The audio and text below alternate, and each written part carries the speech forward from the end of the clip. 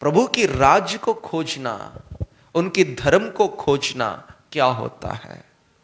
क्या है प्रभु का धर्म? क्या है प्रभु का राज्य? देखते हैं रोमियों की पुस्तक 10वां अध्याय आयत नंबर 10, आयत नंबर 3 से पढ़िए। परमेश्वर की धार्मिकता से अनजान होकर अपने धार्मिकता स्थापित करने का यत्न करके परमेश्वर की धार्मिकता के अधीन ना हुए। क्योंकि हर एक विश्वास करने वाले के लिए धार्मिकता के निमित्त मसीह व्यवस्था का अंत है। आमेन, हालेलुया। यहां पर हम देखा जाए दो प्रकार की धार्मिकताएं हैं।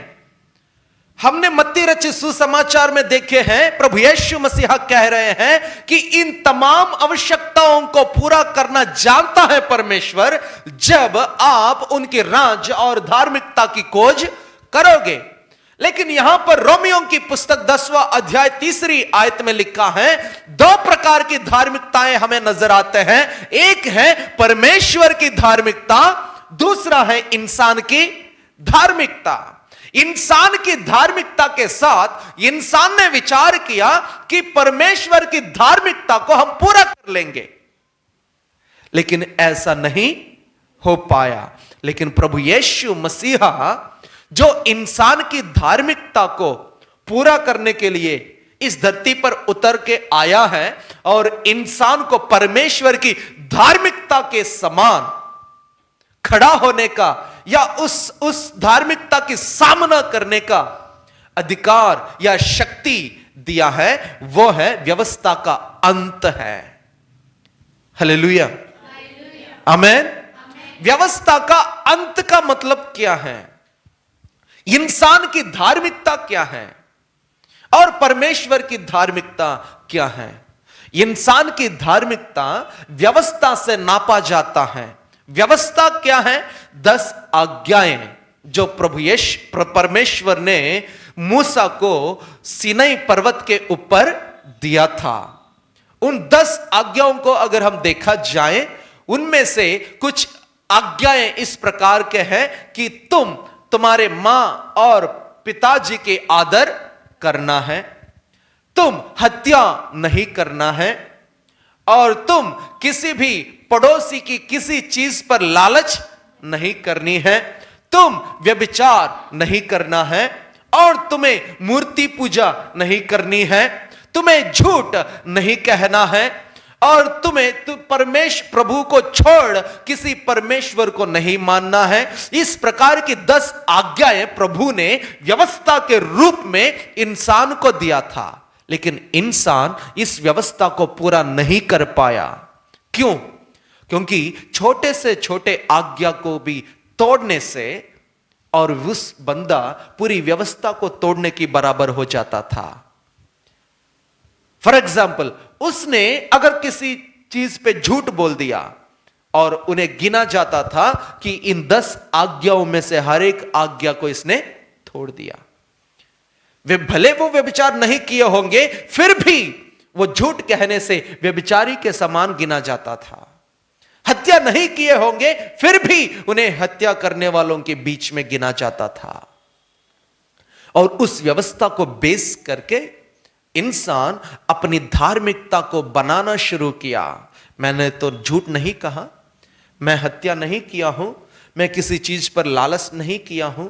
इसलिए प्रभु यीशु मसीहा के दिनों में एक जवान लड़का प्रभु के पास भागते हुए आ जाता है और घुटने टेक कर कहता है कि हे पिता, हे प्रभु, हे रब्बी, हे गुरु, बताना हमें कि परमेश्वर की राज या अनंत जीवन के लिए मुझे क्या करना होगा, अनंत जीवन पाने के लिए मुझे क्या करना होगा। प्रभु कहता है तुम्हें तो पता है व्यवस्था को पूरा करना चाहिए। और वो कहने लगेंगे कि मैं तो बचपन से इन आज्ञाओं को पालन करता हूं, और वो है उनकी धार्मिकता। तब प्रभु कहता है तुम्हारे जीवन में एक कमी है, वो है प्रभु की धार्मिकता। हालेलुया। इससे हमें समझना चाहिए, इंसान कितने भी भलाई काम क्यों ना करे, कितने भी दान क्यों ना करे, कितने भी खरा बनकर जीने की कोशिश क्यों ना करे, फिर भी परमेश्वर के सामने व्यक्ति धर्मी नहीं ठहर सकता। इसलिए इंसान को परमेश्वर के सामने धर्मी ठहराने के लिए प्रभु यीशु मसीहा इस धरती पर उतरकर आया है, और उन आज्ञाओं को पूरा पूरा पालन करके और उनके स्थान में हमें ठहराकर हमारी स्थान को उन्होंने पाया, उन्होंने ले लिया। आमीन। मतलब सजा हमें मिलना चाहिए था, लेकिन प्रभु ने हमारी सजा अपने पर ले लिया। धर्मी प्रभु यीशु ठहरना चाहिए, लेकिन प्रभु ने हमें धर्मी ठहराकर वे पापियों के बीच में गिना गया था। इसलिए दो प्रकार की धार्मिकताओं के बीच में प्रभु खड़ा होकर के हमें परमेश्वर की धार्मिकता के समानता में लेकर चला है। हालेलुया। और अभी आगे पढ़ते हैं, आयत नंबर 4। क्योंकि हर एक विश्वास करने वाले के लिए धार्मिकता के निमित्त मसीह व्यवस्था का अंत है। क्योंकि मूसा ने यह लिखा है कि जो मनुष्य धार्मिकता पर जो व्यवस्था से है चलता है, वह उसी से रहेगा। परंतु जो धार्मिकता विश्वास से है, वह यूं कहती है, तू अपने मन में यह ना कहना कि स्वर्ग पर कौन चढ़ेगा। वह क्या कहती है? आयत नंबर 10। क्योंकि धार्मिकता के लिए मन से विश्वास किया जाता है, और उद्धार के लिए मुंह से अंगीकार किया जाता है। आमेन। हालेलुया। हमने जाने हैं कि प्रभु ने कह दिया कि तुम्हें राज और धार्मिकता की खोज करना चाहिए। और यहां पर पौलुस कहता है 10वां अध्याय 10वां आयत में, रोमियों की पुस्तक, धार्मिकता के लिए मन से विश्वास किया जाता है। मतलब जो विश्वास तुम्हारे अंदर है, और वही विश्वास तुम्हारे लिए धार्मिकता है। अगर उस विश्वास में कमजोरी है तो फिर धार्मिकता में कमी फूट आ जाती है। भरपूरी से जब हम प्रभु पर विश्वास कर लेंगे, तब हम प्रभु के सामने धर्मी ठहराए जाएंगे। इसलिए हमारी विश्वास में हमें कमजोर नहीं होना चाहिए। विश्वास में हमेशा आगे बढ़ते रहना चाहिए। जब तक आपकी विश्वास है तब तक आप चल पाओगे। जब विश्वास में कमजोर हो जाओगे तब गिरना या डूबना शुरू हो जाता है हमारे जीवन में। पतरस, प्रभु, ये सभी नाव में बैठ के, प्रभु की चेले सब नाव में बैठ के वे उस पार जा रहे थे। जब वे नाव में बैठे हुए थे, बड़ी आंधी तूफान आ गई। उस आंधी तूफान के कारण वे सब घबरा गए थे। पीछे से प्रभु यीशु मसीहा पानी पर चलते हुए आ रहे थे, और इतने सारे चेलों में से सिर्फ पतरस ही कहने लगे कि हे प्रभु, अगर आप ही हो तो मुझे भी हुक्म देना कि मैं भी इस पानी पर चल पाऊं। प्रभु कहता है, पतरस आ जाओ। पतरस नाव से उतरता है और पानी पर चलना शुरू करता है। थोड़ा सा आगे जाने के बाद इस आंधी तूफान को देखने के कारण वे डूबने लग गए हैं। हमारी आत्मिक जीवन ऐसा ही है।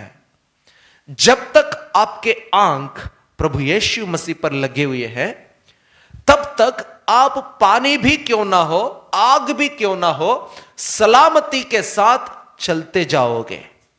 जब आपकी नजर प्रभु से हटके दुनिया में चला जाएगा, जब लोग कहते समय, प्रभु के तरफ देखते समय तब भी आंधी थी, नाव से उतरने से पहले भी आंधी था, उस आंधी के बीच में ही पतरस ने यकीन किया, पतरस ने फैसला लिया कि नहीं, मुझे इस नाव पे नहीं बैठना है, मुझे प्रभु के पास जाना है, प्रभु की जैसे चलना है।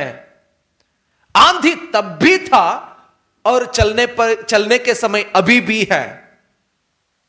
लेकिन जब नाव से उतरा था तब डूबा नहीं था, लेकिन थोड़ा सा आगे जाने के बाद वो डूबने लगे। कारण क्या है? कारण आंधी में फर्क नहीं है, यीशु में फर्क नहीं है, नाव में फर्क नहीं है। फिर फर्क किस में है? फर्क पतरस में है। हम भी ऐसे ही कई साल पहले प्रभु के साथ चलने के लिए हमने फैसला लिए। हमारे खानदान, हमारे परिवार, हमारे समाज, हमारे कुल, हमारी जाति, उस नाव में से हमने आगे निकला, उसे छोड़कर उसमें से उतर चुके हैं। कारण, उसमें से उतरने का कारण क्या था? कारण आंधी, समस्या, डराव की बातें, दिक्कतें, परेशानियां, कष्ट की चीजें, बीमारियां। इन चीजों से बचने के लिए उस आंधी के समय में ही, उस समस्याओं के बीच में से ही हमने अपने परिवार में से उतर चुके हैं पानी में। किसे देखते हुए? प्रभु को देखते हुए। उतरने के बाद हम पानी पर चलने लगे हैं, चंगाई पाए हैं, मुक्ति पाए हैं, बपतिस्मा पाए हैं, आशीष पाए हैं, प्रभु के तरफ, प्रभु को देखते हुए चलने लगे हैं। थोड़ी दूर जाने के बाद हमारी आंख उस आंधी पर फिर से जाने लगा। फिर से हम समाज के तरफ देखने लगे, फिर से हम अपने दोस्तों के तरफ देखने लगे, फिर से हम अपनी अड़ोस पड़ोसियों की बातों में कान देने लगे। तब से हमारी नाव डूबना शुरू हो जाता है, तब से हमारी जिंदगी डूबना शुरू हो जाएगा। पतरस के साथ भी वही हुआ था। डूबते समय तब पतरस चिल्लाने लगा, यीशु यीशु। तब फिर यीशु मसीहा आकर के डूबता हुआ पतरस को फिर खींच निकाला है, कहने लगा, हे अल्पविश्वासी। हालेलुया। वैसे ही हमारे जीवन में भी हम भी प्रभु के नाम में चंगाई पाने के कारण या आशीष पाने के लिए, प्रभु के साथ चलने के लिए किसी और को देखकर नहीं, प्रभु के तरफ देखते हुए नाव में से उतर चुके हैं। हमारी यात्रा प्रभु को पहुंचने तक आंधी के तरफ देखना नहीं चाहिए। हमारी यात्रा में प्रभु तक पहुंचने के समय तक, प्रभु के हाथों में हमारे हाथ थामने तक, फिर से आंधी तूफान के तरफ छोड़कर आया हुआ उस नाव के तरफ हमें देखने की कोई जरूरत नहीं है। हालेलुया। इसलिए हमारी धार्मिकता विश्वास के साथ बढ़ता है। विश्वास होने से ही हमारी धार्मिकता बढ़ जाता है। विश्वास क्या है? विश्वास का अर्थ क्या है? विश्वास का अर्थ यही है, यकीन करना अनदेखी वस्तुओं पर। अनदेखी वस्तुओं पर यकीन करना ही विश्वास है। अनदेखी बातों पर यकीन करना, इसका मतलब बहुत गहरा है। हर एक इंसान विश्वास करते हैं हमारी मरने के बाद क्या होता है, क्या नहीं होता है, कौन देखा गया, कौन देखने गए हैं, मरेंगे तब देखा जाएगा। लेकिन प्रभु यीशु कह रहा है, मरने के बाद हमारी असली जीवन शुरू हो जाता है।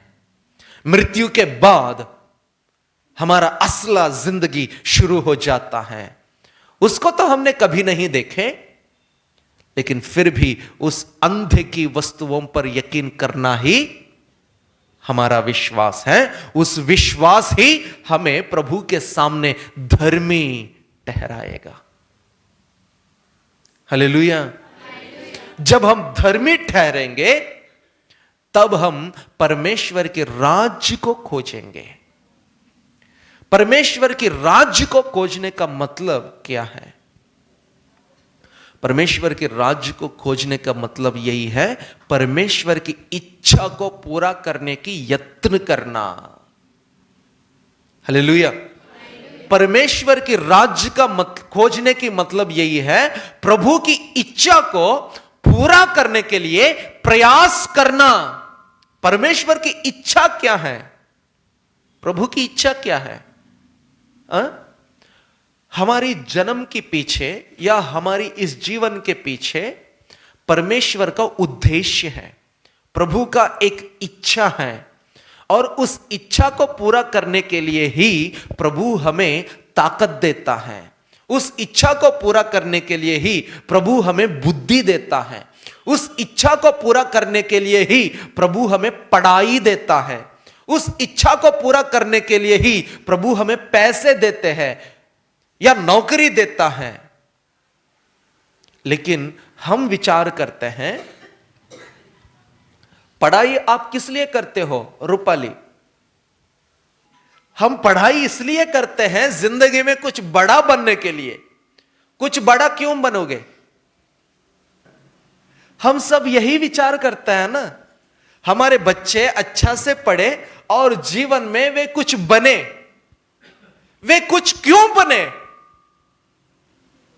हमारे जैसे वो भी धक्का ना खाए, हमारे जैसे वो भी चिंतित ना हो। फिर चिंतित ना होते हुए वो क्या करना चाहिए?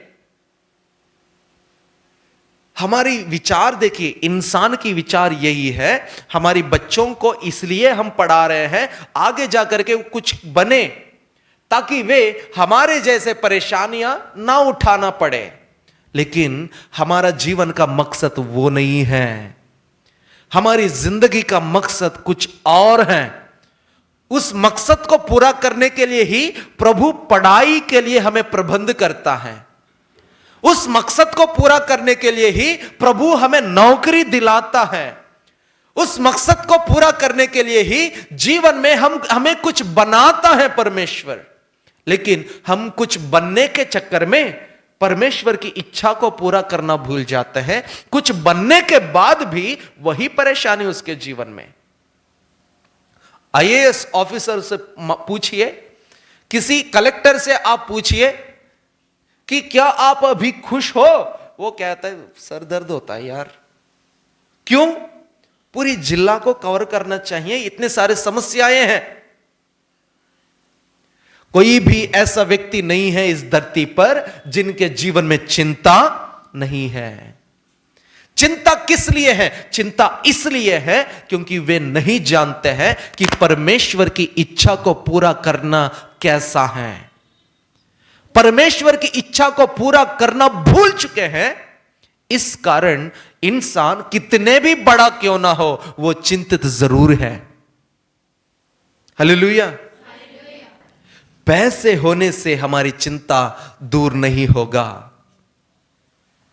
पैसों से इंसान अपनी सुख को तौलना शुरू किया है।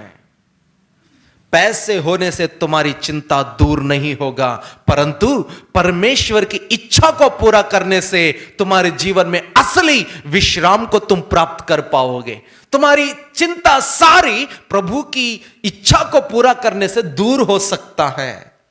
प्रभु की इच्छा क्या है? इंसान को प्रभु ने किस लिए स्थापना की, किस लिए सृजा है, किस लिए बनाया है? बनाया तो आदम को परमेश्वर ने इसलिए कि वे वाटिका पर राज्य करें, पूरी दुनिया पर राज्य करें। लेकिन राज्य करने की स्थिति को इंसान ने खो दिया है। इस कारण प्रभु यीशु मसीहा फिर इस दुनिया में आकर के हमें छुड़ाना पड़ा। और अभी परमेश्वर की इच्छा यही है कि चुराया हुआ इस वार्ता को हर किसी के पास पहुंचाया जाए। आमीन, हालेलुया।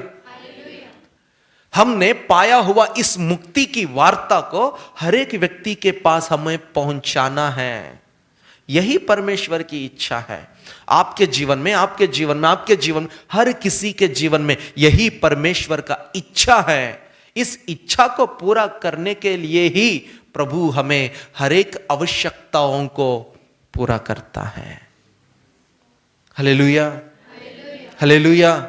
हमें पहनने के लिए कपड़े प्रभु इसलिए देते हैं क्योंकि वो चाहता है कि हम उनकी इच्छा को पूरा कर पाए। हमें खाने के लिए खाना इसलिए देता है कि हम उनकी इच्छा को पूरा कर पाए।